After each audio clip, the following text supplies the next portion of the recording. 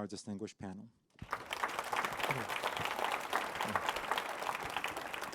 Thank you. It is great to be here. Wonderful crowd.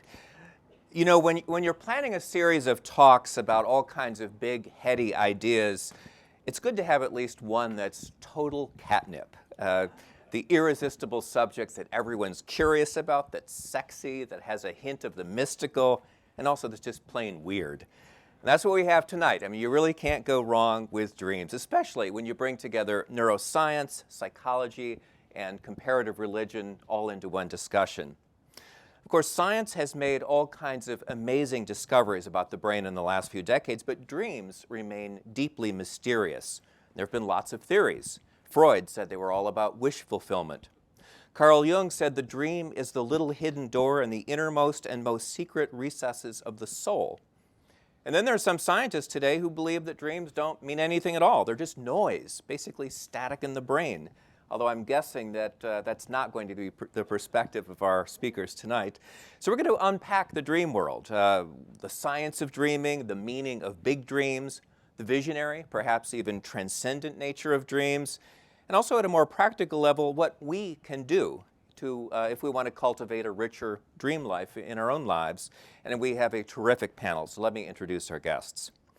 Deirdre Leigh Barrett, PhD, is a psychologist on the faculty of Harvard Medical School's Behavioral Medicine program. She's a past president of both the International Association for the Study of Dreams and the American Psychological Association's Division 30, the Society for Psychological Hypnosis. She's written The Committee of Sleep and 3 other books, and she's edited 4 books, including The New Science of Dreaming and Hypnosis and Hypnotherapy.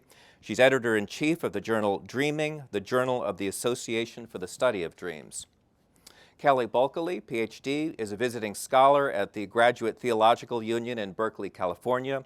He's also director of the Sleep and Dream Database, a digital archive designed to promote scientific dream research, a former president of the International Association for the Study of Dreams, and senior editor of the APA journal Dreaming. He's written and edited several books, including American Dreamers, What Dreams Tell Us About the Political Psychology of Conservatives, Liberals, and Everyone Else, and his new book, Big Dreams, The Science of Dreaming and the Origins of Religion. And Rubin Naiman, PhD, is a clinical psychologist specializing in integrative sleep and dream medicine. He's a clinical assistant professor of medicine at the University of Arizona's Center for Integrative Medicine. He's the founder and director of the Circadian Health Associates, an organization that offers a broad range of sleep-related services and training. He has a background in sleep science, Jungian and archetypal perspectives on dreaming, and the spiritual aspects of psychotherapy.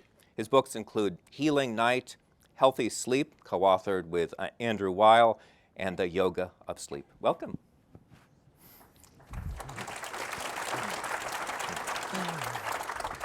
So, Deirdre, I want to start with you that sort of the question that I raised, that a lot of scientists now say that dreams have no significance at all. I mean, they're just noise. They're sort of the byproduct of various neurological functions in the brain. What do you make of that argument?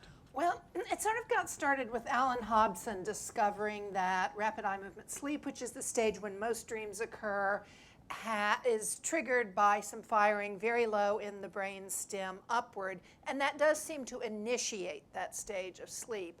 But he did some very good research on identifying the cells that are doing this. But then he went on to have this theory that meant that it was a completely bottom-up phenomena, that the cortex was just responding to this, and that it meant that dreams were random and meaningless. And there's been a lot more neuroscience since that has demonstrated that even if that initiates the state, that there's lots of top-down and horizontal brain activity going on. And it is a distinctive state. Some brain areas are ramped up and others are damped down compared to when we're awake. But the cortex is very active and it's very much running the show, and there's no reason to think it's less meaningful than waking thought in terms of the brain science of it. So, Rubin, I'm wondering if we even need to ask a more basic question. What is dreaming? Maybe that's obvious, but maybe not so obvious. No, I think it's a great question, and I think many of us make this fatal error in trying to understand the dream without first asking, where does it come from? Right? I just want to go back a step. You know, the whole notion of unlocking the unconscious is interesting because it presumes that the unconscious is already locked. And I'm not sure that it is. And if it is, I think maybe the lock is on the inside, that consciousness is locked. And to understand dreams and then understand dreaming, I think we first need to look at the presumptions we make about what it means to be awake. We presume that dreaming is a subset of waking or a subset of brain activity. And I think from a broader spiritual and certainly from an experiential perspective, it's not necessarily so. Okay. Well, I mean, I think there's the assumption, and Kelly, I'll turn to you, that dreaming is, while certainly fascinating, it's kind of not as real as our waking state. It's maybe it's a distorted version of reality. And you know, what's most real is our experiences that we have when we're awake. What do you make of that perspective? Well, one way that I try to frame dreaming and answer this question of what is dreaming is I think of dreaming as imaginative play in sleep.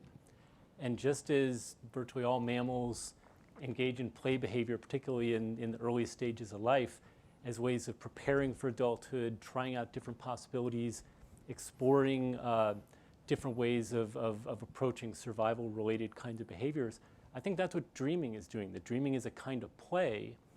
And so play is, I mean, would you say, you know, you see some kids playing a game of house, would you say, oh, their brains are malfunctioning, or you know, there's something deficient about their cognitive processes? No, they're engaged in play, which is a different kind of brain-mind behavior, a different way in which we engage with reality, but it's not lesser than reality. Or I think that's a false opposition to say, oh, dreaming is a less real kind of reality. It's a different kind of reality.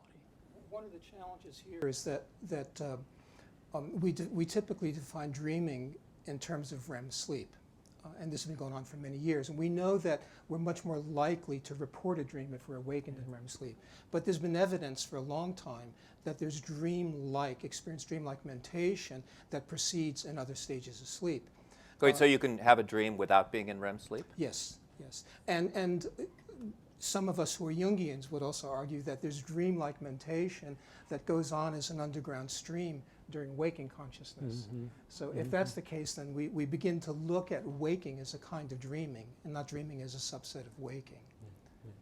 You know, we say dreams come out at night for the same reason we say stars come out at night. But they don't, really. They're there all the time. It's not like they're hiding on the other side of the planet and saying the sun's coming down, let's go over here. So dreaming is a little bit like that. And I think many people who are involved in creative endeavors or artistic learn in their own personal way to tap into the dream. Do we know why we dream? And I don't know if that's a science question or if it's something beyond science, but do we have a handle on that, Deirdre? Well, I'm sure someone's going to give a more psychological or spiritual answer than this, but I'm sort of theoretically an evolutionary psychologist, and some of the detractors of dreaming argue that rapid eye movement sleep and to the extent that some dreams happen in other stages of sleep are the things that have a function, and that dreams are an epiphenomena that the brain needs to be in a certain biochemical state to be replenishing one neurotransmitter while it doesn't need to make any others, and so some areas shut down for reasons that are very physiologic. And they, like Hobson, just go on to say, therefore, you know, dreams don't mean anything. I think they're probably right about what the basic core origin, basically it's with the start of mammals that REM sleep developed. And I do assume there are all these very biological repair reasons that we need rapid eye movement sleep and non-REM sleep. What would be getting repaired during REM sleep? Some of the transmitters that are the least active in our brains are getting synthesized, but the areas where they're the most active have to be shut down for them to be synthesized. The immune system seems to be producing things. There are a lot of things going on, but in terms of the brain, some neurotransmitters are not being made in adequate quantities while we're awake, and we would be more and more depleted. So I think that's like the main reason that we have the sleep cycle that we do for all of mammals. But then that's the only reason we dream, I think, is sort of naive about how evolution works, that you just have function upon function layered on top of each other for something that's been around as long as mammals have been along.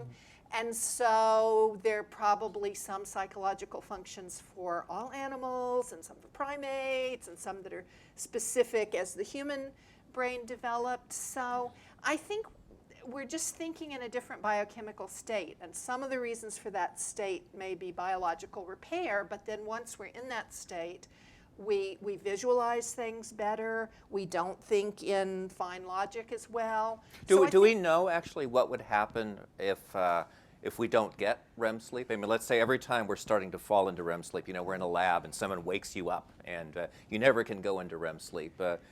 What's the impact of that? Well, you do go into REM sleep faster and faster. There are some old REM deprivation experiments that had people who seemed to become psychotic, but most of them were done with the REM deprivation being achieved by amphetamines, and we know that prolonged amphetamine use will make you psychotic.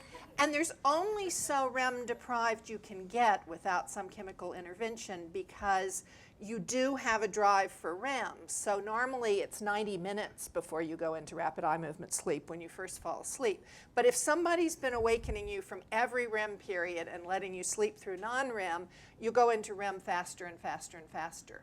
So also we know that more dreams seem to start showing up in these other stages where at least recall of them is very rare. If you're REM depriving people, the dreams seem to spill out into the rest of sleep. Yeah, so I'd like to add to that. So there are lots of studies, there are animal and human studies in which subjects have been selectively deprived of REM sleep. So they're allowed to sleep in a way, but their REM is disrupted. And as you're saying, what you get is a reduced REM latency. REM sleep, which normally starts later in the night, most of which occurs in the latter third of the night, starts to push its way up into the first part of the night. And what's interesting, first of all, is that another function of REM sleep is consolidation of memory and also processing of certain emotions. So this pattern that we see when we selectively deprive subjects of REM sleep, this early onset of REM, turns out to be the single most common pattern of sleep and dreams we see in mood disorders. So in other words, people who are depressed look like they've lost their dreams. And I think there's some kind of link there. Kelly, do we know why dreams are so weird? Why the logic is just so, you know, it's just, we can't explain why we have this kind of imagery, this kind of narrative. Yeah, well, that question kind of ties in with your opening question of an assumption, you know, are dreams utterly meaningless? And that assumption doesn't square with actual dream research, and same with the idea that dreams are bizarre and weird and fanciful. If you actually look at a collection of dream reports gathered from ordinary people in ordinary circumstances, they're about pretty mundane things. You tend to dream about the people you know, you're in places you usually are in, you're doing familiar things. In other words, the dreaming mind can simulate our waking reality with great ease and does so on a regular basis. So when dreams get weird, when they do get weird and bizarre and strange, it's not a bug, it's a feature. It's part of what dreaming can do, and it's this playful quality that I mentioned before, that play can be bizarre and weird, and almost that's kind of the point, is kind of going beyond what is to imagine what might be. So, but even in the more run-of-the-mill dreams, it's, you know, the details are altered often. You know, it's like it's not really the house that I live in, and yet I'm away. I think it's my house, and it's just like everything, it seems a little off. And I guess I'm wondering why. Yeah, well, and the offness sometimes is from the waking ego's perspective, and this is where, we might talk about this later, processes of exploring dreams, of interpreting dreams, often what seems really bizarre and weird, with some reflection, with some exploration, you realize, oh, that's a metaphor, that's a symbol, that's an expression bringing together different, my experience of this house, my experience of other houses, creating kind of a trans house, or sort of something that's bringing together many different strands of meaning. So is that bizarre, or is that a different kind of intelligence that's operating and bringing together our experiences in a novel way? Can I offer an example? So here's a dream. Somebody reports a sense that they're at a fancy dinner, and there's this rocking going on, and they realize they're on a cruise ship, and there's this beautiful spread, but they are focused on being engaged in a profound conversation. This is a big dream, a profound conversation about Nietzsche's latter work, and just so into that. And the discussion is between this dreamer and a giant green squirrel. Now you laugh, but the squirrel went to Oxford. And so the person telling the story, it's like when they're in the dream, when we're in the dream, it's not weird. It's only after we wake up and we look back at the dream with waking world eyes. Okay, so we try to it's like pulling a fish out of water and saying, my God, this is so weird, right? It's slimy and wiggly. But we need to understand the dream in the dream world. And I think rather than just pull the dream into the waking world, we need to be willing to go into the dream world and look at the dream with what I call dream eyes. And dreaming gives us an opportunity to practice looking at the world with dream eyes. And then we can actually consciously use that kind of vision in the waking world, and then things get really weird. So that dream that you just mentioned, that's a real dream? As real as dreams are, yeah. I don't know if the word real works with dream work. And I want to jump in and give the sort of neuroscience answer, which, as to why they're so bizarre, which is that there are a lot more subtle differences in brain activity, but the two really, really major ones are that our prefrontal cortex, which is right behind our forehead, which has a lot to do with logical reasoning. It also has a lot to do with censorship of what's not appropriate. It is damped down. It's sometimes in the literature it says it's shut down. It's still active, but it's way less active than it is on average when we're awake. So that's the area that goes, that doesn't make sense, green squirrels don't exist. That is really quieter than usual. And then our secondary visual cortex, which the primary visual cortex just takes the information from our eyes and tells us we're seeing this or that shape. And the secondary visual cortex is really what puts images together when we're awake and they're coming in from the outside. But it's also the area that activates if we're trying to imagine something, whereas the primary cortex isn't involved in that. And it's more active during rapid eye movement sleep than any other time. So the no such thing as green squirrels area is really shut down, and the generation of vivid visual images that do not have to do with anything that comes in from the outside is really active. So in a brain sense, that's why you can see green squirrels and why you don't question that they exist and went to Oxford in a dream. But I want to pursue this because this seems like a big point. I mean, you're kind of, several of you are suggesting that dreaming of a big green squirrel is no less real than, what our prefrontal cortex gives us. That's a little hard for me to accept. Well, it's no less real as an experience. When we've all dreamt, yes? And, when you're in the dream, the experience is real. And most of us, when we're dreaming, we believe we're awake. Unless we're lucid, if someone comes up and says, hey, buddy, you're dreaming, it's like if I were to say that to you, you dismiss it. But it feels real in the dream. So we experience the dream the way we experience waking life. Whether we remember them or not, they can have an impact on our psyche, on who we are. So in that sense, it's real. Yeah. Okay. What about dreams as a conduit for problem solving, creative problem solving? There have been lots of stories of people, scientists have reported great insights coming through dreams, artists who've said, I got this idea for a novel through a dream. Why would that happen? This is a Deirdre question. Well, I think that, again, that dreams are very much just thinking in a different biochemical state. And when I've studied the problem solving, the Committee of Sleep book that you mentioned is mainly a collection of the anecdotes of artists using their dreams and scientists using their dreams, and some description of why that is. But I've also done research with undergraduates where they were working on a particular problem of their choice, much more mundane, down to earth than discovering the structure of benzene. And when I had them just practice looking at the problem that they had not yet solved right at bedtime, telling them selves they wanted to dream about it. In the course of a week of doing this, half of them had a dream that was about the problem, and about 1/4 of them had a dream that solved it.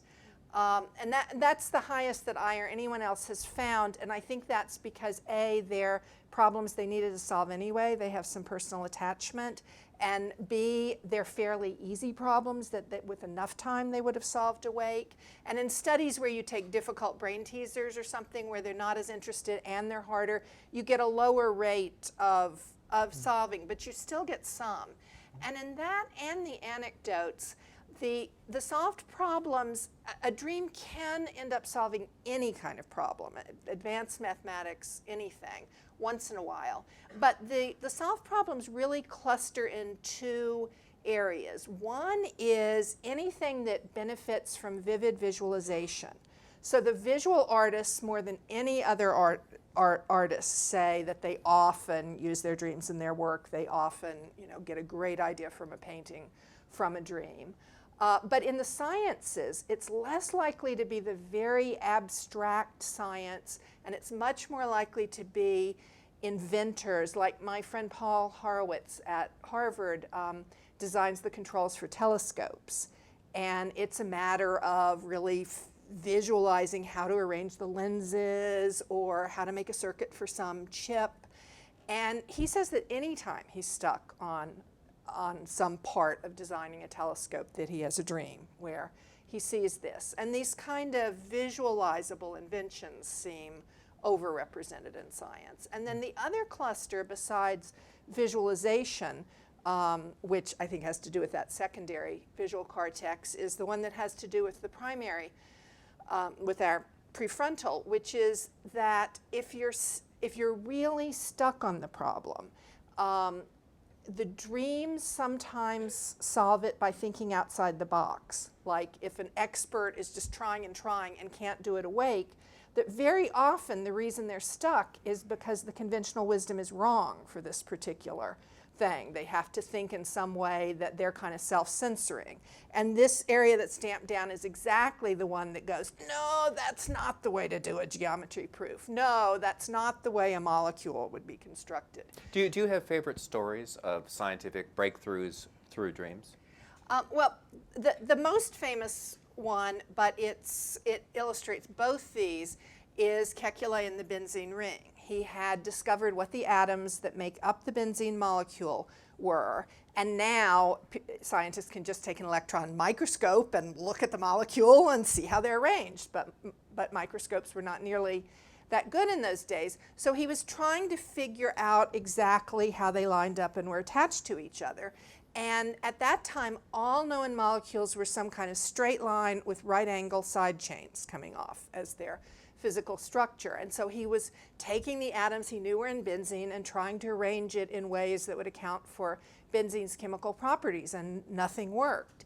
And so he fell asleep and dreamed that he saw atoms dancing around in front of him, that the atoms began to join together.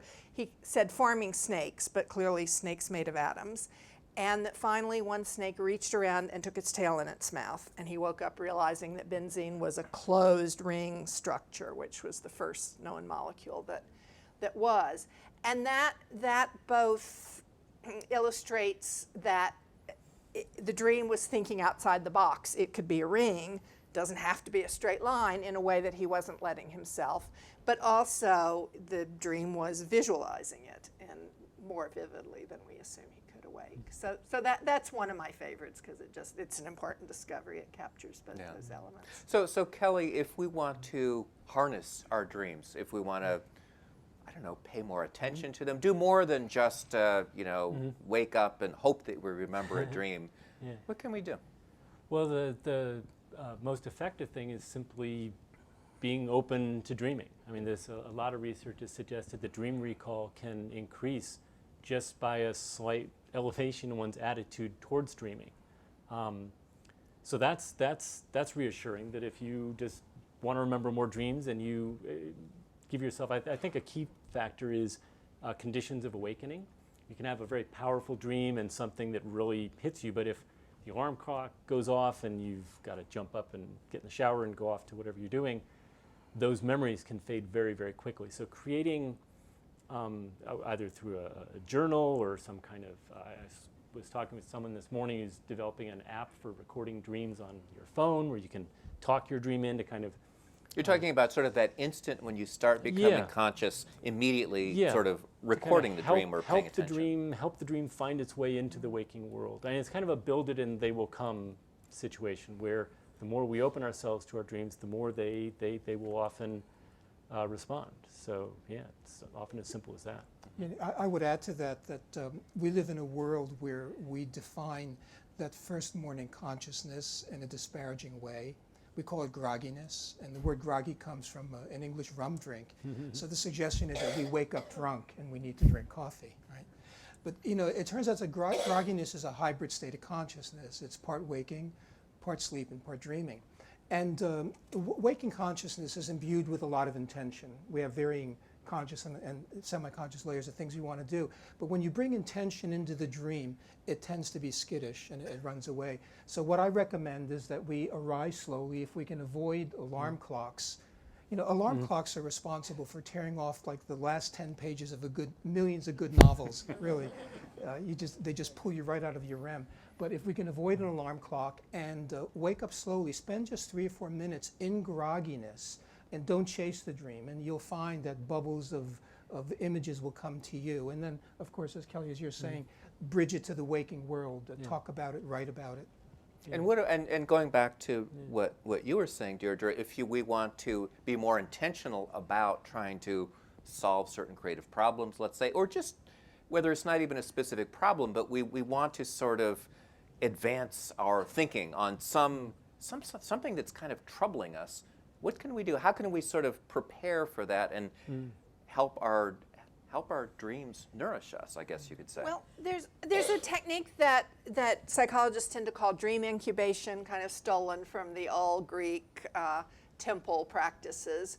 But in the modern version, it just means an intentional focusing on a particular content that you want to have in your dreams, sometimes repeatedly by day, but especially at night as you're falling asleep. And depending on what the focus is, you can be telling yourself you want to dream on this particular topic very open-endedly. You can be saying you want to dream a solution to a practical objective problem like I've been talking about, or dream about how to solve some interpersonal situation that's become difficult. Or you can be incubating, tonight I want to be lucid. I think we're going to talk about lucid dreams more later, but I want to know I'm dreaming while I'm dreaming. Incubation is just trying to focus your dreams, but it can be on a question, a topic, problem solving.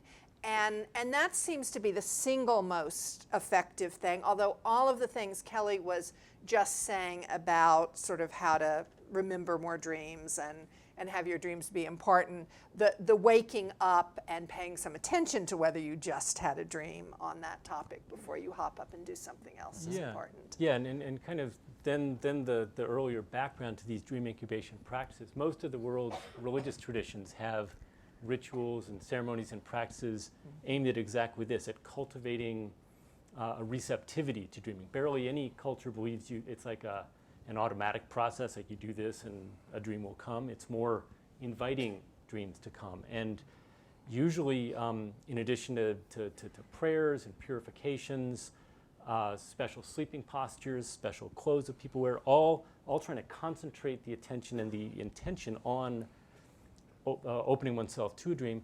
It also involves sleeping often in a special place, a graveyard, a temple, a cave, a mountaintop, any place that's away from kind of your normal, regular world and closer to whatever you consider the sacred. So to your question, very practically, a great time to be incubating dreams and looking for, insights from your dreams is when you're traveling or you're on vacation. You're sleeping someplace other than your usual normal setting where you're kind of in your routine, your mind is just kind of running in those grooves. If you get into a different place, you're camping or you're at the beach or something, that sometimes shakes it up and has a stimulating effect. So that's a practical, yeah. And then I wanted to add one really superficial but important thing, which is get enough sleep. Most people in modern society do not get the 7.5 or 8 hours sleep that seems to be desirable for most people. And as Rubin already alluded to, we dream about every 90 minutes, at least the parts that are in rapid eye movement sleep, but each period of REM is longer and longer. So if you sleep 4 hours instead of 8, you're not getting half your dream time. You're getting 20% of your dream time or so. And nothing correlates as strongly with dream recall as simply how many hours of sleep you get. So it's the most superficial, but it's really the most powerful also. Well, I want to follow up on that because Rubin, you've been writing about this, that you say that our society is in the thrall of what you call wakeism. You know, we basically are trying to suppress the amount of sleep that we get, and by implication the amount of dreaming we do as well. How are we doing that? I think we're kind of in a pre-Copernican era with regard to consciousness. As you remember, Copernicus took the risk of suggesting that maybe planet Earth was not the center of the universe and nearly lost his head. I don't think I'm at a similar risk. But I want to suggest that maybe waking consciousness is not the center of consciousness. We live in a world where we place a tremendous premium on waking, and in particular, waking associated with thinking, what we consider rational thinking. And we are, as a society, hyper-aroused. That's a condition that's been extensively studied, strongly correlated with insomnia. And essentially what it suggests is that we're not just awake a lot, that we are in high altitude waking. This is associated with a certain pattern of brain waves. And just as if you're flying really high altitude in a jet, it takes a much longer time to come down and land. So many of us can't land, and we don't have a long enough landing strip, if you will, sufficiently enough to sleep. But I would add to that, one of my greatest concerns, my greatest concern, in fact, as a sleep specialist, is I think we are in the midst of a silent epidemic of REM sleep loss. When we look at lifestyle in our culture today, too many of us drink too much. Alcohol suppresses REM sleep. There's a tremendous uptick now in cannabis use, and some of it I think very beneficial for medical purposes. But cannabis also, the data we have today suggests it suppresses REM sleep. If we don't get enough sleep, if the brain prioritizes sleep over dreaming, we will lose our dream time. Many of the most commonly used medications, prescription and over-the-counter medications we use, also suppress REM sleep. Almost every antidepressant on the market suppresses REM sleep. Anti-anxiety agents like Valium suppress REM sleep. Many sleeping pills interfere with REM sleep. So when you look at this, we're a culture that is really just more and more deprived of REM sleep. From a Jungian perspective, the belief is that dreaming is not just personal, it's transpersonal, that there's a level at which it's in a collective. So there are probably tens of millions of us who are unknowingly pushing dreaming back down in the collective. And it's interesting to speculate what it's doing to our mood and to our culture, and maybe even our politics.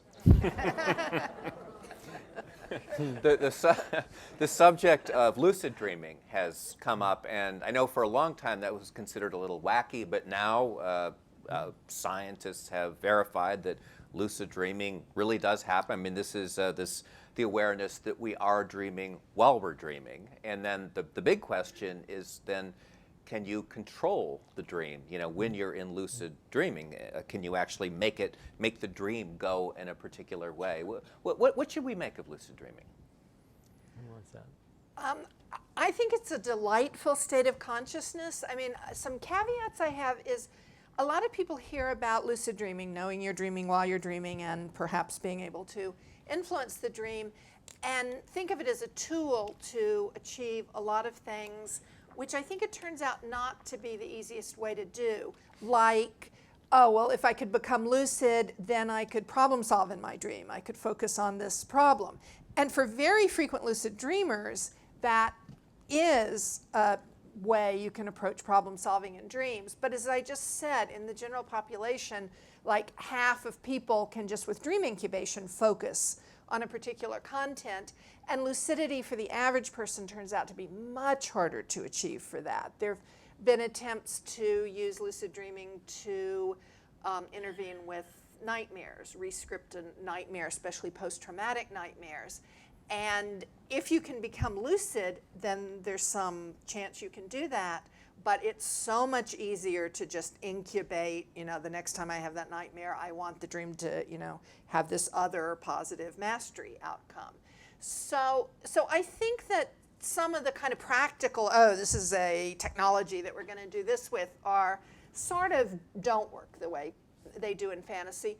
But it's just a fascinating state of consciousness to know, if I knew right now this is a dream and yet all of you look so real and he's asking me questions I wouldn't have thought of talking about just now and feels like a separate person even though I know he's a dream character. That's why lots of the ancient, like the Tibetan Buddhist traditions, taught lucid dreaming, not for some very practical effect or even for the dream influence, but just to gain an awareness of you can watch the dream state so much more. But then it is interesting to ask a dream character, what part of myself are you, or what's it like to be a dream character? So I think it's just a really transcendent, interesting state of consciousness, and the techniques that I won't keep talking right now, but I assume one of us will get to that. The techniques do help most people to at least occasionally have lucid dreams, but they're not as easy as and reliable as the dream incubation just for content.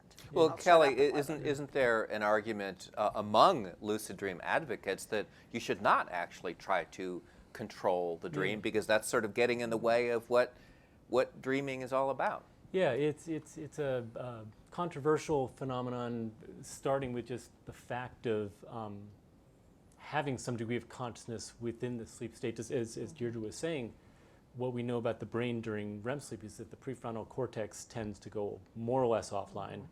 And in lucid dreaming, it seems to come back online, or some other part of the brain that can monitor awareness comes back online. So it's, as you say, it's a fascinating state in that regard, but it's also a way in which the waking ego kind of enters into the dream state and potentially starts kind of disrupting things. And that can be fun. It can be like your own virtual reality kind of world.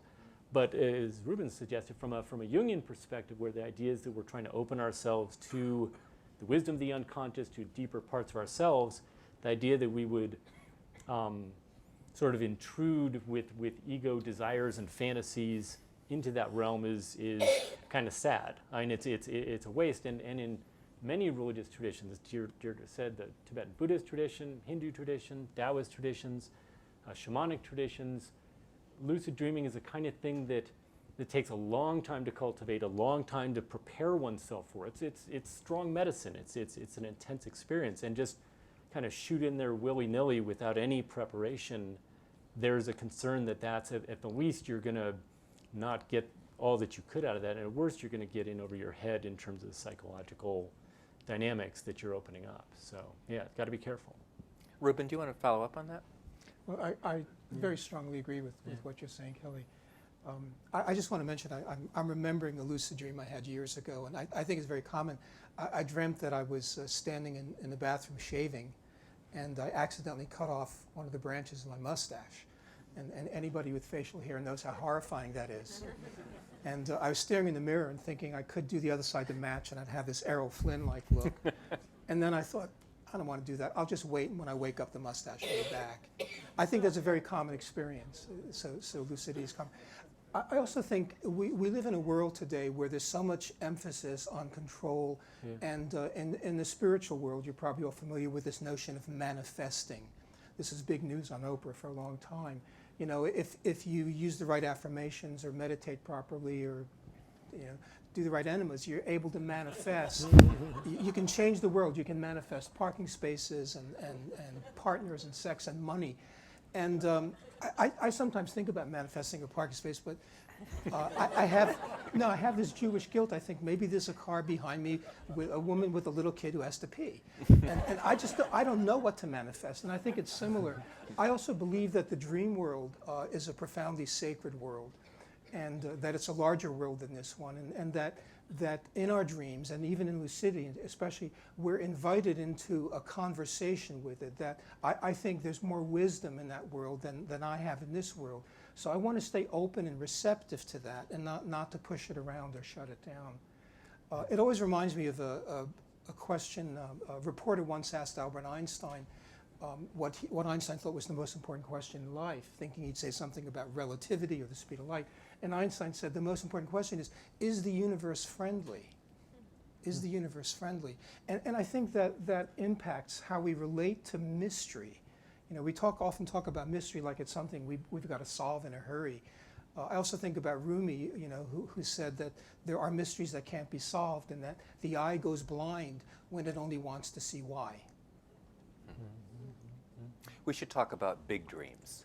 And we've been talking a lot about more ordinary dreams, you know, dealing with sort of the day-to-day stuff. But we all know that every so often, there are those really powerful dreams that seem to be fundamentally different. And Kelly, you've just written a book about big dreams. So what should we make of big dreams? Well, the term comes from Carl Jung, who distinguished big dreams from little dreams, or sort of ordinary, everyday type dreams. And he defined big dreams as very rare but very impactful, intensely memorable kinds of dreams. And I think this poses a challenge in some ways to dream research, because on the one hand, we tend to forget the vast majority of what goes through our minds during the night. Even if we're sleeping well and we wake up naturally, we're probably not remembering the most of what goes on in our minds during sleep. But a big dream comes, and you literally cannot forget it. These kinds of dreams will blaze their ways into our memories, and there's some typical patterns. They're nightmarish types of big dreams, chasing and attack dreams that you wake up and your heart's thumping and you're sweating and you're still the monster isn't there anymore, but you feel like it is. You're still right there. Sexual big dreams can be very intense and arousing, and the physiological system is doing just what it would in the waking state. Following dreams, mystical dreams, flying dreams, dreams of visitation where a deceased loved one will come back. Often big dreams have a kind of a hyper-realism to them, where whatever it is that the dreams are able to do to generate a sense of kind of an experiential world, in big dreams seems to get amplified to kind of the maximal degree, where it feels realer than real. And in the history of religions and human civilizations, these kinds of dreams have often prompted this very question: how do I know that I'm awake right now? What is real? If dreams can be that real, how do I understand human existence that can be in both of those states? So they're dreams that seem to, if nothing else, demand conscious attention.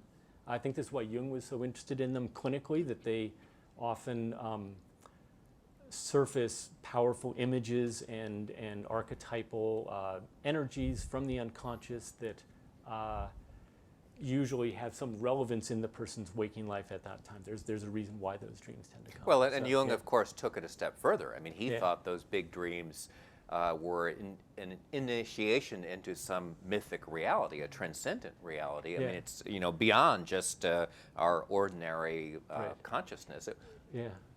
Where do we go with that? Well, that's where most religious traditions, that's precisely where they'll go. Dream experiences are a central part of virtually every religious and spiritual tradition through history, and people, of course, have different ideas about the gods or the goddesses or the deities, the ancestors that are generating that. But there's a shared human sense that dreaming is a way of connecting the human realm and the divine realm, however the divine is conceived. So it's almost inevitable that people have these experiences and want to reflect metaphysically and philosophically. They kind of elicit, and this, in my view, is part of the function, is that they are precisely to spur us to think, to expand our sense of what is, to embrace a bigger sense of our reality. Of course, the big question is whether we are, in fact, connecting with some other dimension. Rubin, do you want to weigh in here? This is reminding me of the creation story in the Bible, which has been translated a number of times, as you know. And there's the story where God is going to create Eve. And in the English version, of course, he puts Adam into a deep sleep, and which anesthetizes him, right? And he gives him a ribectomy, pulls the rib out, and creates Eve. In the original reading, God doesn't put Adam into a deep sleep. He puts him into a state called tardema. And tardema appears a half a dozen times in the Old Testament. And it is much more akin to a deep dream. It's an altered, dreamy state of consciousness. But the reason I bring this up is that nowhere in the remainder of Genesis or the Bible does God ever wake Adam up. And this is a common theme across religions, that life is but a dream. So this is the connection. And how we relate to the dream. And I often think that the better sense we get of the dream, the better our experience and understanding of life will be. Now, Deirdre, you were talking some about the neuroscience of dreams, what's happening in the brain. Does science have anything to say about big dreams?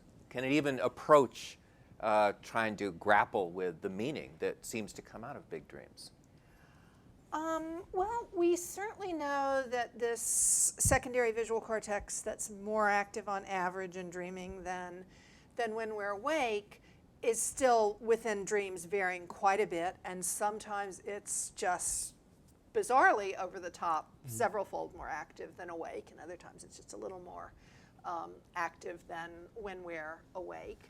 And there's some evidence that several factors like REM density, how fast that area in your lower brainstem is firing upward, and how active the secondary visual cortex is, does in laboratory awakenings correlate with how vividly the dream is perceived, but both sort of as a visually vivid, but also emotionally vivid. So, but I'm not sure that I would say that's a cause, that's a correlate. And also, what we're really talking about is meaning here. And I guess the question is whether science, whether neuroscience in particular, can really get at this whole question of what dreams mean. Well, so you're using the word correlation, which I appreciate. I think the advances in brain science in recent years have been phenomenal and just very useful. But I'm also concerned about something, a kind of a neuronarcissism. We're now looking into the brain and falling in love with it, thinking it's a mirror. It reflects back who we are. My sense of this, both as a scientist and a clinician, is that the brain doesn't dream. We do. It's a personal experience. And again, that's not an argument against looking into the brain and learning what we can. But I think when we limit it to what's going on inside of our skull, we close down to a much larger field of experience and understanding and mystery. I mean, I think that one thing that the science of consciousness has to say about this is we certainly know that it's a very small amount of our, whether you want to call it brain activity or just our thinking, because I don't think it's us versus our brain. I think we are our brain, and describing what the brain is doing versus describing our subjective experience are just two really different language systems for something that essentially are the same thing. But anyway, I mean, what we know from consciousness research is that what we are consciously aware of is just like a little bitty spotlight in this area of, whether you want to say brain activity or just thinking and processing that is going on. And also that the unconscious is not necessarily at all one consistent thing. I mean, Freud had this sort of immature, instinctive drives unconscious. Jung had all these archetypes and transcendent things as the unconscious. But I think it's all of that plus much, much more. The Committee of Sleep book I titled after a quote from John Steinbeck, where he says, whenever a problem's too difficult by day, I give it to the Committee of Sleep, and in the morning the answer is there. But what I really liked about it was the phrase, the committee, because I think that not just dreams, but our whole unconscious is not at all one thing. It's just anything that hasn't gotten the attention of consciousness in the competition for this little bitty spotlight, and it's things that are just too primitive and childlike for us to focus on it when we're task-oriented awake. It is more sort of transcendent things. It's just alternate explanations that got censored out. So it's sort of all the voices that didn't get into that kind of central consistent stream of consciousness. So we certainly know that there's so much more to our thinking and ways of being, and that not just rapid eye movement sleep, but all sorts of psychedelic drugs can push people into perceiving the world in very different ways, some of which feel stupid or scary after the fact, but some of which feel transcendent and people feel like they get powerful insights out of that. All of that is there in our capacity for consciousness, but not usually being manifest. So I think that's what big dreams are just we're getting into a very different state of consciousness from usual that enables some perspective that's growthful and a new experience. Kelly, you were talking earlier about the connection between big dreams and the origins of a number of religions. And I know you've done sort of a cross-cultural look at this. Are there different kinds of dreams that pop up in different religious traditions? Yeah, I mean, every religion has its own kind of dreaming vernacular, depending on its own kind of cultural history, its language, various traditions. But sort of the focus of the Big Dreams book was the common shared aspects we find across religious traditions that I think are scientific evidence for some of these innate capacities of the dreaming imagination. And it's kind of a test of something neuroscientifically that if we think this is something that's kind of hardwired into the brain, well, if that's true, we should see evidence of it throughout human history in a variety of human cultures. And so with big dreams, we find that in spades. I mean, visitation dreams, dreams in which a deceased loved one comes back as if they're alive. Very intense, vivid, realistic, impactful dreams found in all cultures, pretty much all through history. So that's one example of a kind of dream that we seem to be kind of innately predisposed to experience if our waking circumstances, if a loved one dies. So yes, there are some, I think, deeply rooted patterns that are shared across religious traditions. It's one of the reasons I'm interested in the phenomenon as a matter of comparative religions, is that religions disagree on just about everything. What you eat, what you wear, where you worship, who you have sexual relations with. But pretty much all religious traditions agree that dreaming is a means of accessing or connecting with the divine. So that's a very deeply shared principle, and I think that's remarkable given all the other things that dreams that the religions disagree about. So one of the things that we're talking about here, to some degree dancing around a little bit, is whether dreams challenge the fundamental neuroscience model of the brain. That consciousness, everything comes out of the individual brain, and there are certain aspects of dreams that challenge that most directly, especially prophetic dreams.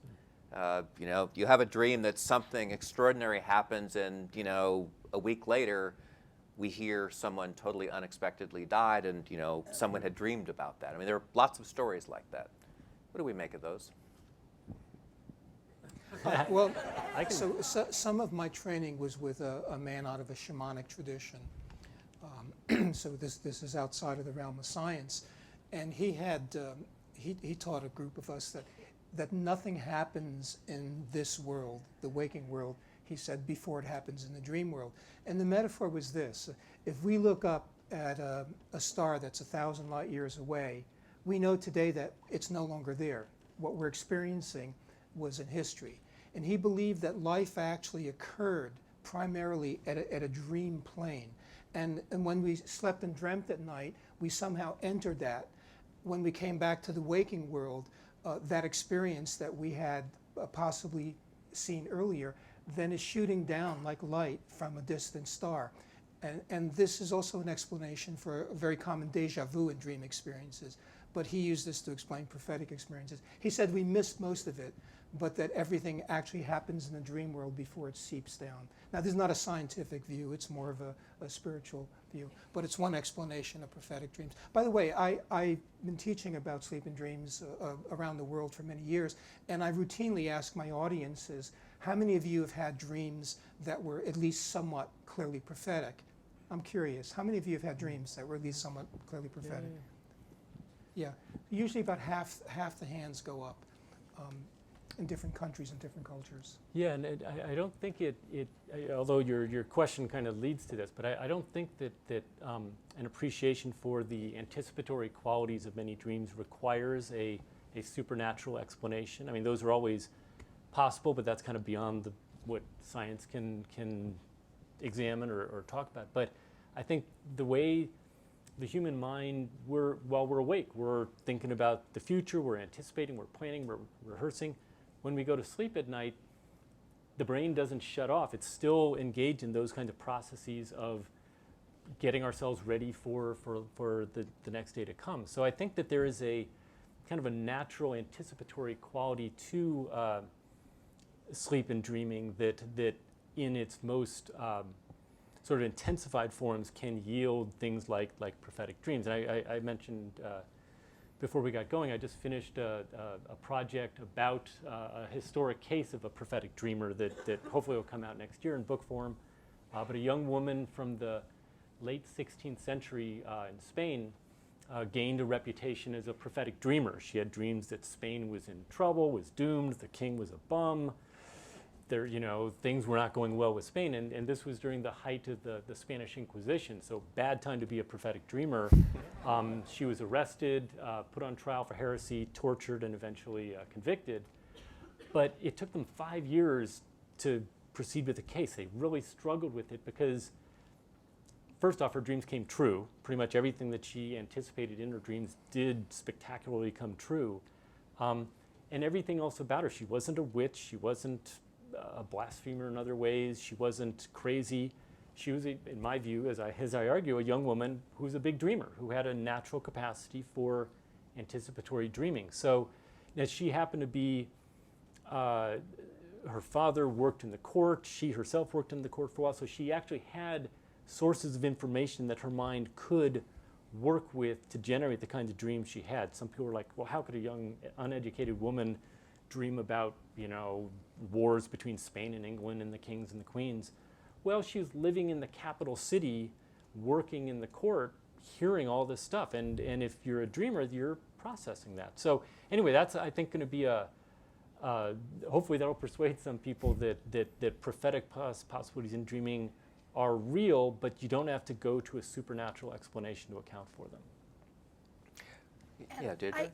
I guess I would say that I tend to be a doubter of there being something paranormal to this, and I think that most prophetic dreams kind of boil down to one of two effects. One is pretty much what Kelly mentioned, just that all sorts of parts of ourselves are intuitively working out and figuring out various scenarios that our conscious logical mind hasn't.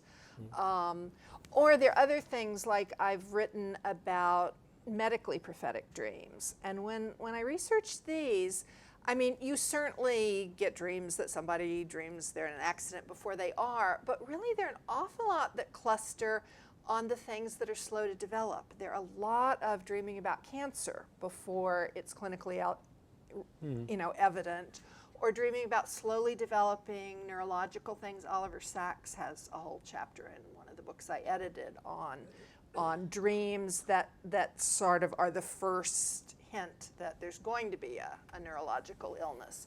And so, I mean, cancer and these neurological illnesses are developing, in the body. They're pressing on nerves. In cancer, our immune system knows about it and is producing antibodies even where they're completely ineffective. It's not that the body has not noticed in some way. So I think that gets into consciousness when we're not having to attend to our usual senses and we don't have our prefrontal going, no, that's ridiculous.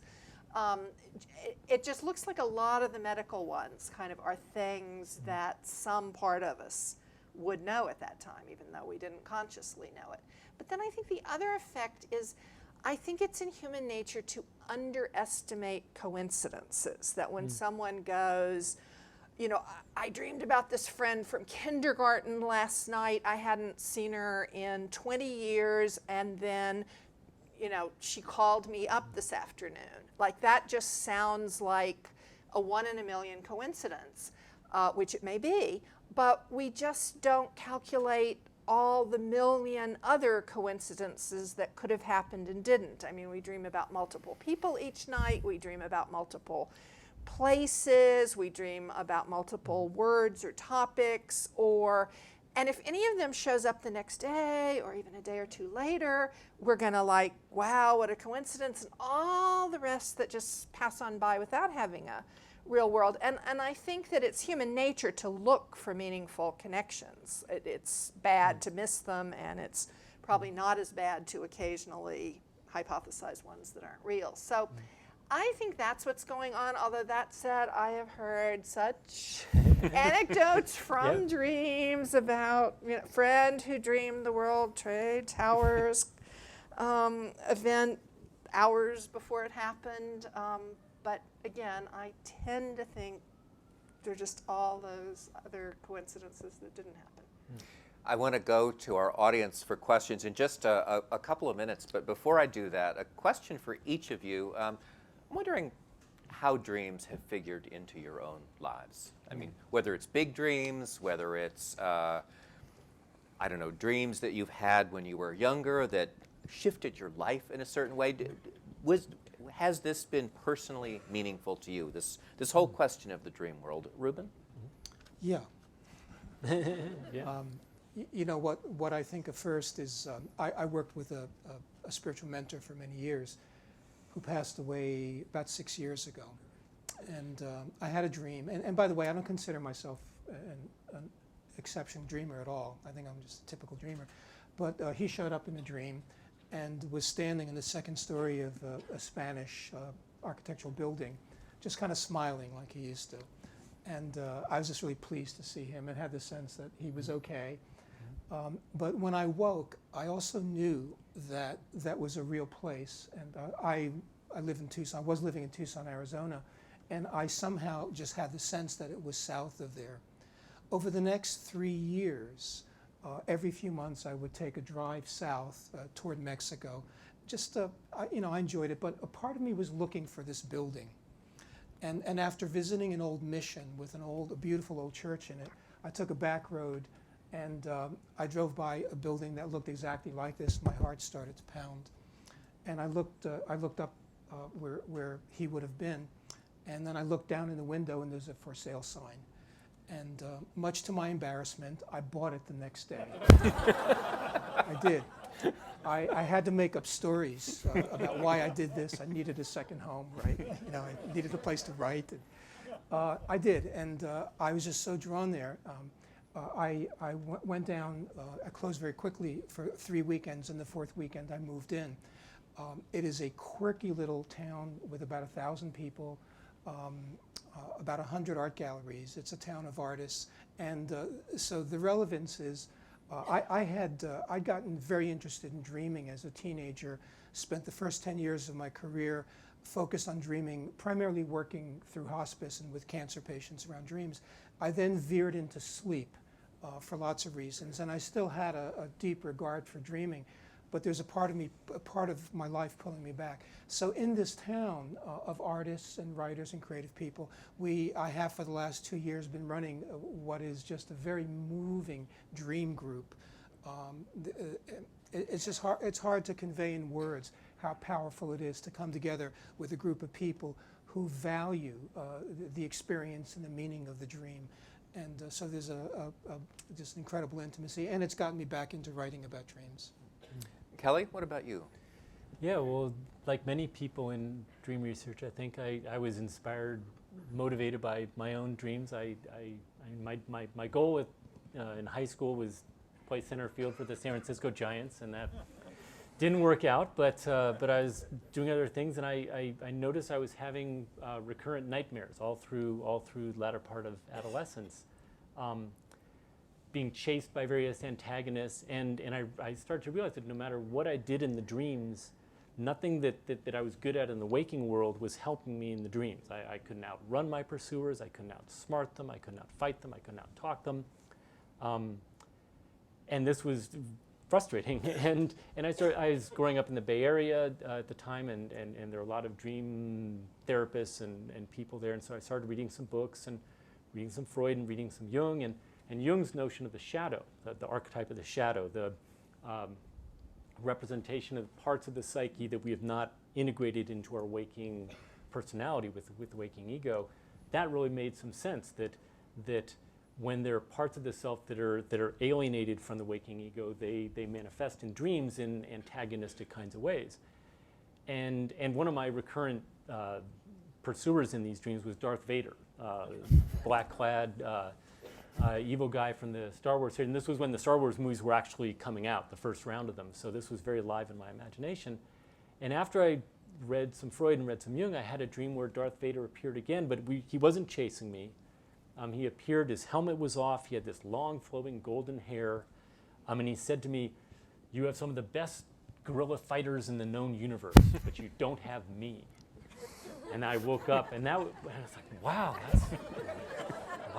that's weird. And among other things, and after that, the chasing nightmares changed. They weren't the same, and it seemed that they went in a different direction. And what I'm getting to is what I learned from that is, as I began to pay attention to my dreams began to pay attention to me, and that they changed in response to my attention. And suddenly it wasn't me looking at this kind of external objective thing, but a part of me with which my waking ego was now entering into a dialogue, a relationship.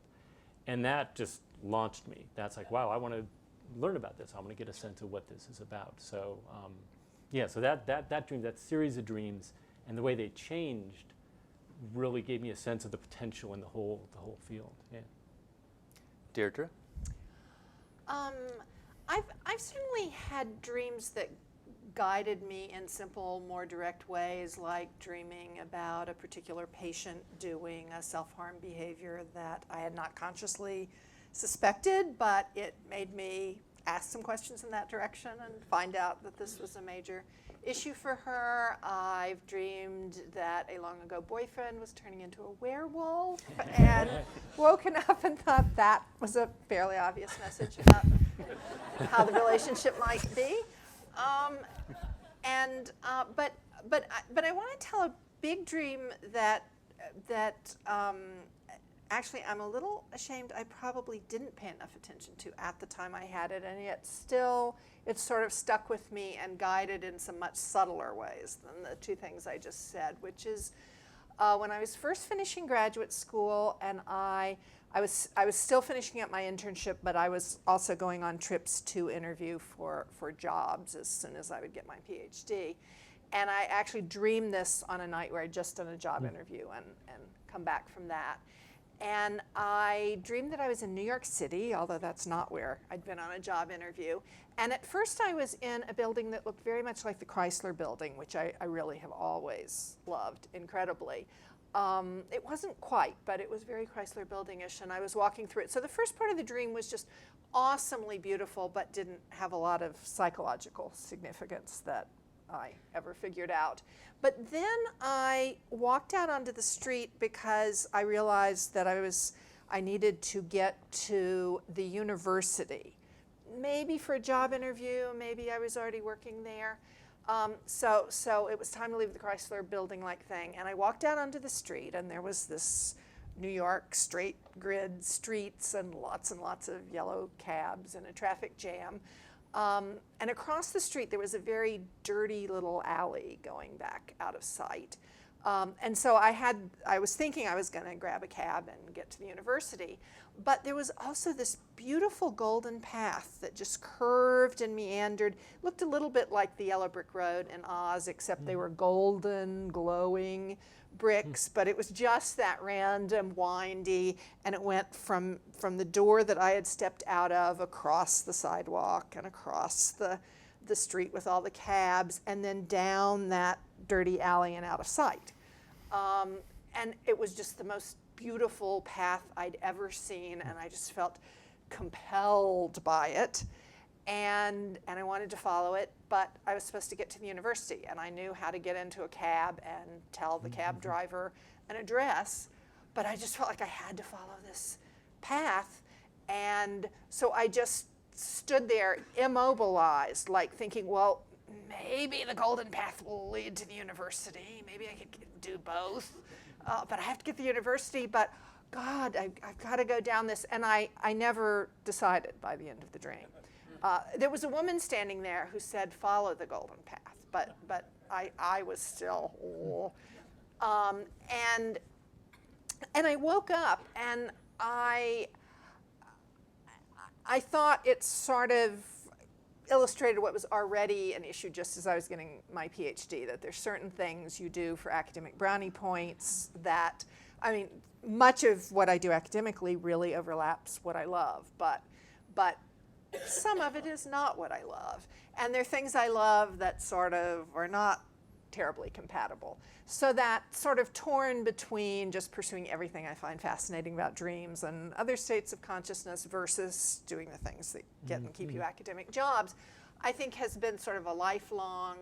And I think really at that point in time that the job offers I was getting were things I should have passed up, and I probably should have just done, started writing a dream book or done some more research under some other auspices or started clinically practicing and would have gotten to university eventually, but I did take an academic job.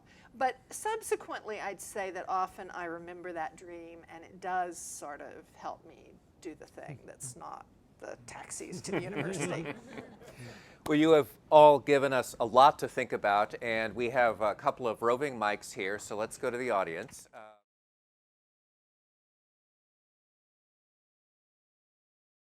A little bit more active on average than during REM is sort of the long-known finding.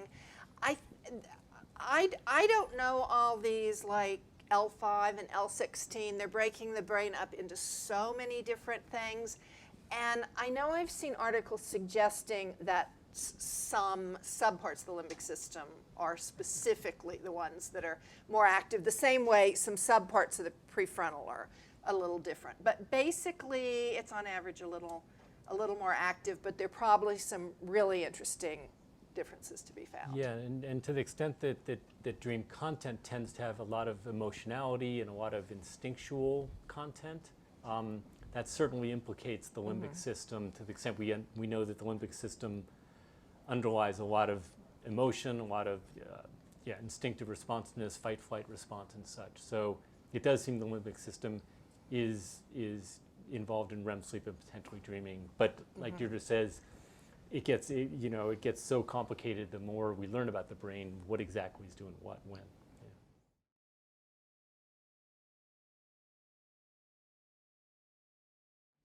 I think that like a lot of the things we say are dreams this or the dreams that, it's often interesting to reflect on whether we'd say that about waking, like waking thought. If you're like looking for the purpose of dreams, would you look for one purpose of waking thought?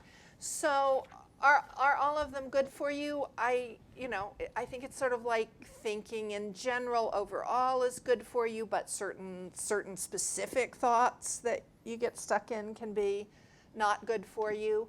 And then within dreaming, I think that there's one very distinctive kind of dream, the post-traumatic nightmare. Not all nightmares and not all recurring nightmares, many of which I think are metaphoric depictions of something that we may not be paying enough attention to. But when you're dreaming about getting raped night after night, or dreaming about the World Trade Center coming down night after night, or dreaming about an earthquake you were in night after night, there's not what does this mean? There's not a mystery to that, to why you're dreaming that, if you've really suffered that trauma. And personally, I think that evolved to be useful to people, that in ancestral times and even our pre-human relatives, if something bad happened to you, it might well happen to you again. If the next tribe came over the hill and attacked your village and you barely survived, they might do that again. Or if a wild animal had come after you, that kind of animal is all over, it might happen again. So I think their purpose was to keep us feeling like it had just happened and vigilant about it, but that it's kind of become maladaptive in modern times when someone who's raped is not much more likely to be raped again than any other random person is. A building that's fallen down or burned up can't do that again. So I think that it's something that was a healthy, keep you scared and vigilant because that might save your life mechanism that now is really bad for us to stay vigilant against things.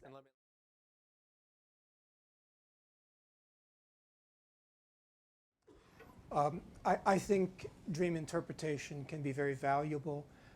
The best-selling dream books on the market today are called dream dictionaries, and they try to reduce the image in a dream to a singular meaning. Excuse me. So if you dream about an apple, you look it up under A, it says sex. Or you dream about a telephone pole, phone sex. Something like that. So what that does is it over-reduces, it simplifies the meaning of the dream. It gives us a sense of control, which some people like. I think beyond that, we can look both at personal and transpersonal meanings. There's a common spiritual tenet in the Western world we're probably all familiar with, the notion of as it is above, so is it below. There's this idea that there's a larger world and we are made in the image of the divine or the image of heaven.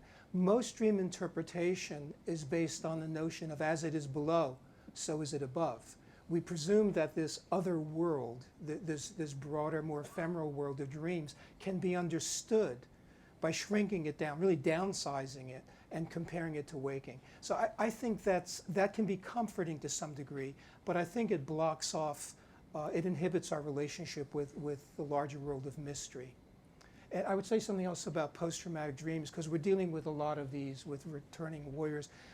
Post-traumatic dreams characteristically occur in the first part of the night. So they don't happen after we've been dipped into the serenity of deep sleep. Because nightmares that happen in the latter part of the night tend not to be post-traumatic. So they're actually interfering with sleep.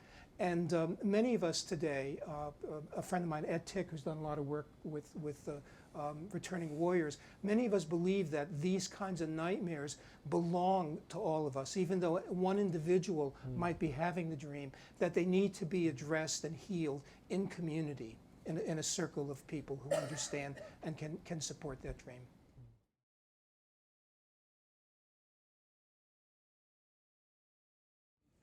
Yeah, these are tough stories to try to explain. I mean, that sounds like kind of a singular experience. And Jung, I'll just turn to Jung, who used the term synchronicity to refer to coincidences that have psychological meaning. So it still may be a coincidence, as Deirdre suggests, and yet there is the coincidence of these two, a dream and then the waking experience.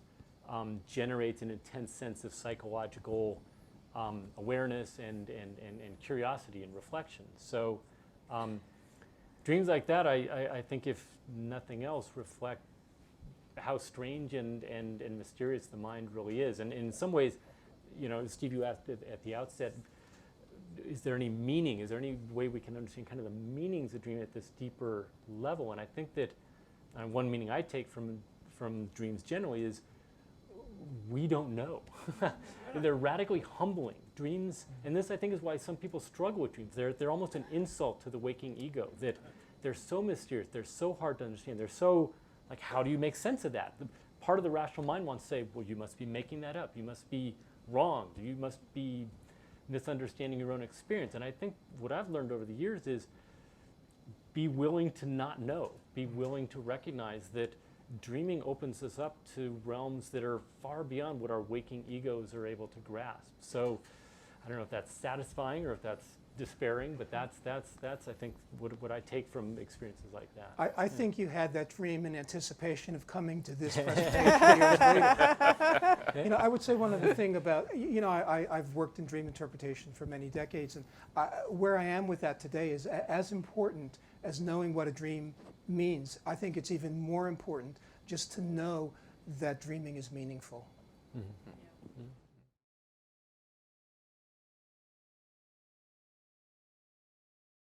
I would just say that what you're saying is very unusual. I mean, people are very different and they're exceptions to everything, but I do think you sort of are an exception to most of how dream recall happens, because most people say that they have the recall there in their short-term memory as they wake up, but if they don't pay attention to it, rehearse it, write it down or something, that it's gone. And most of the examples of recalling a dream later are when some element in the dream shows up later. That seems to be a strong enough trigger to pull it up. And so with no trigger to do most of your dream recall long after the fact, that's just very, very, very unusual. But again, human experience is incredibly varied. Okay.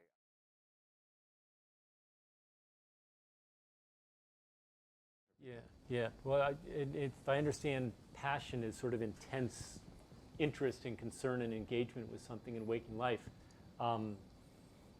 Very strongly do those kinds of interests come through in dreams, to the point where, one of the areas of research I engage in is what's called blind analysis, where actually Deirdre and I have done some of this, and another colleague, where they'll send me a series of dreams from someone I know nothing about.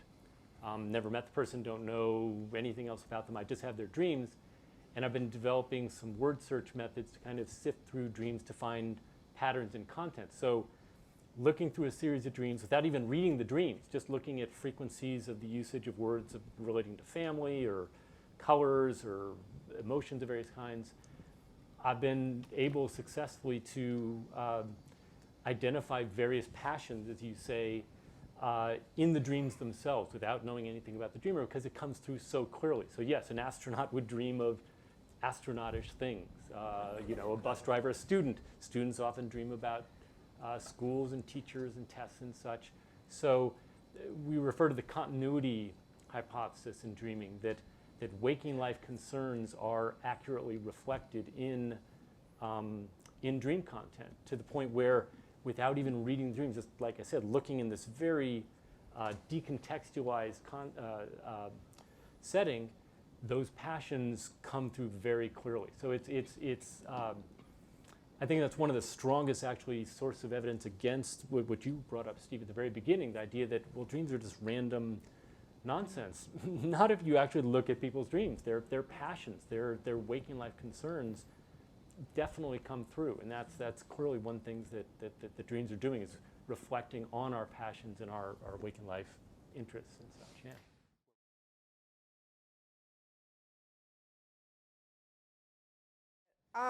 There's a book called The Mystique of Dreams by Bill Dumhoff, who researched Kilton Stewart's life and research, who I think makes an extremely compelling case that Kilton Stewart made all this up, that he was only there for about 10 days with the Sinoi. He didn't speak their language. He drank tea and chatted with them a bit, and nobody else has ever found that the Sinoi do this. And Kilton Stewart made up a lot of other things.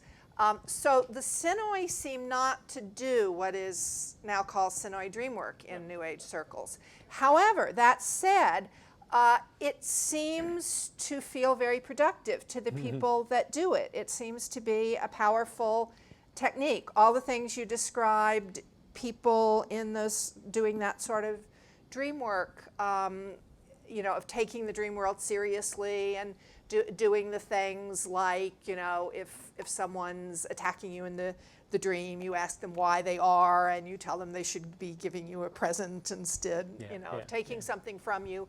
That it's very cathartic. It seems to lead to some insights. It seems to be a very powerful technique, but the Sinoi seem not to have done Sinai dream work. That, I'm gonna jump in. We have lots more questions. We have no more time. Thank you so much, all of you who came. Thank you to our panelists.